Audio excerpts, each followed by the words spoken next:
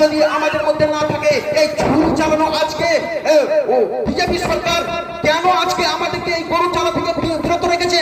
আমাদের মধ্যে অনেক রকম ভিতরে কি আছে, আবর্জনা আছে, এই আবর্জনা থেকে সরাতে পারেনি। সম্মানিত উপস্থিতি, যেটা বলছিলাম যে হযরত ইব্রাহিম আলাইহিস সালাম যখন ওই ছোট বাচ্চাটিকে রেখে চলে আসছেন, হাজেরা জিজ্ঞাসা করছেন আপনি আমাদেরকে এই সব জায়গা থেকে রেখে চলে আসছেন, তখন হাজেরা রাদিয়াল্লাহু আনহা তিনি বলছেন এটা কি আল্লাহর হুকুম?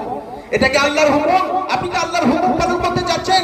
তখন ইব্রাহিম আলাইহিস সালাম কোনো কথা বলতে পারেননি, তখনও কোনো কথা বলতে পারেননি। এত তিনি কি করেছিলেন, কষ্ট পাচ্ছিলেন, খালি মাথাটাকে নড়িয়ে বলেছিলেন হ্যাঁ এটা আল্লাহর হুকুম।